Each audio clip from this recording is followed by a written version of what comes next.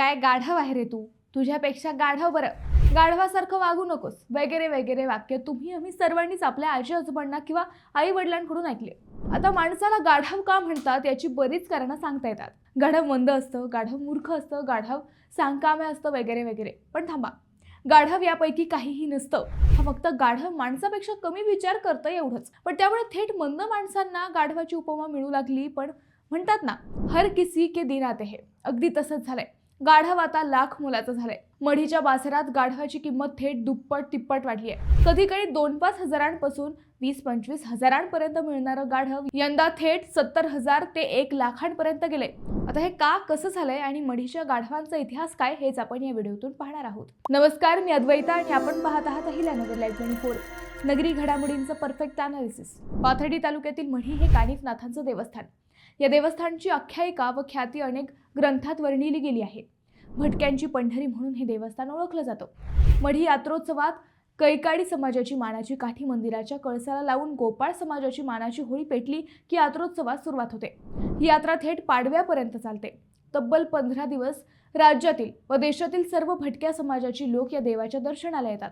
कैकाडी, गोपाळ, नंदीवाले, आईवाले, गायावाले, स्मशानजोगी, आदिवासी, घिसाडी, बैरागी, लोहार, पारधी, भिल्ल, गारुडी, डोंबारी, तिरमली, गारुडी, कोल्हाटी असे सगळ्या जाती धर्माचे लोक या यात्रोत्सवाला हजेरी लावतात। या यात्रोत्सवाचं अजून एक वैशिष्ट्य म्हणजे येथे भरणारा गाढवांचा बाजार। या बाजाराला शेकडो वर्षांची परंपरा आहे। पूर्वी गुजरात, कर्नाटकी लोक येथे आपली गाढवे विक्रीसाठी घेऊन येत। मुळात ही यात्राच भटक्यांची असल्याने ही भटकी लोक या यात्रेतून गाढवे विकत घेत। गावरान, काठेवाडी, गुजराती, भवरा अशी वेगवेगळ्या जातीची गाढवं येथे आजही विक्रीसाठी येतात। राज्यात पुणे जिल्ह्यातील जुन्नर, नांदेड जिल्ह्यातील माळेगाव, बुलढाणा जिल्ह्यातील देऊळगाव राजा, सोनारी आणि नगर जिल्ह्यातील मढी या काही मोजक्या गावातच गाढवांचा बाजार भरतो। त्यापैकी मढीचा बाजार हा सर्वात मोठा व सर्वात जास्त लोकप्रिय समजला जातो। याच मढीच्या बाजारात यावर्षीही गाढवांनी चांगलाच भाव खाल्ला। फाल्गुन कृष्ण चतुर्थी, रंगपंचमी आणि नाथषष्ठी असा 3 दिवस हा गाढवांचा बाजार असतो। गाढवांच्या वयानुसार भाव ठरतो। गावरान गाढवांची किंमत 10,000 ते 40,000 रुपयांपर्यंत आहे, तर काठेवाडी गाढवांची किंमत 30,000 ते 90,000 रुपयांपर्यंत पोहोचलेली आहे। काही गाढवे तर थेट 1 लाखांच्या पुढे विकली गेली। मागील वर्षीच्या तुलनेत यंदा किमतीत तेजी दिसली। गाढवांची आवक कमी झाल्याने मागणी वाढली आहे। ग्राहक जास्त आणि विक्रेते कमी असल्याने भाव गगनाला भिडल्याचे काही व्यापाऱ्यांनी सांगितले। पंजाबातील जाफरानी गाढवही लाखांच्या पुढे विकले गेले। राज्याच्या व अगदी देशाच्या कानाकोपऱ्यातून येणारे भटके लोक या यात्रेला आवर्जून हजेरी लावतात। ज्या जमातींचे पारंपरिक आजही टिकून आहेत त्यांना गाढवांची गरज असते। गाढवांची खरी किंमत त्यांनाच कळते। कुणी गाढवावर पाटा वरवंट्या बांधून विकायला जातात, कुणी वीटभट्टीच्या कामासाठी याच गाढवांच्या पाठीवर ओझे बांधून आपला संसार नेतात। काळी, राखाडी, ठेणगी अशी गावरान गाढवही इथे जास्त येतात। ती अगदी स्वस्त असतात। गुजरातच्या व्यापाऱ्यांनी विकायला आणलेल्या काठियावाडी गाढव रुबाबदार असते। ते गाढव कामालाही चांगले असते, त्यामुळे काठियावाडी गाढवाला मागणी जास्त असते।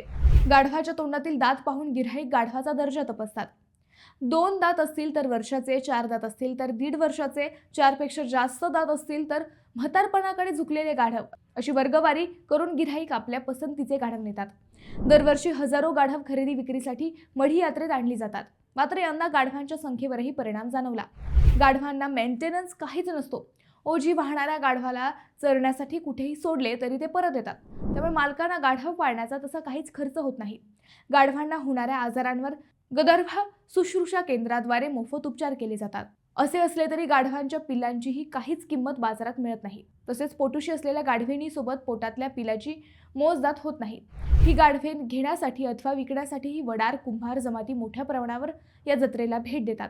कानिफनाथाच्या देवळाच्या आवारात यात्रा भरत असली तरी प्रत्येक जातीचा तिखटाचा नैवेद्य असतो। बकऱ्यांचे जेवण, जत्रेतील मजा, रात्री रंगणारा तमाशाफड, कानिफनाथांना केले जाणारे नवस यापासून काहीसा फटकून असला तरी मढी येथे भरणाऱ्या गाढव बाजाराचे महत्त्व अनन्यसाधारण असते। गाढवांच्या गाढवपणाऐवजी एक प्राणी म्हणून त्यांची होणारी किंमत केवळ मढीच्या जत्रेतच कळते। मित्रांनो, तुम्हाला हा विषय कसा वाटला हे आम्हाला कमेंट करून नक्की कळवा। शिवाय व्हिडिओ आवडला असेल तर चॅनलला सबस्क्राईब करून व्हिडिओला लाईक करायला विसरू नका। पुन्हा भेटू नव्या विषयावर, तोपर्यंत धन्यवाद।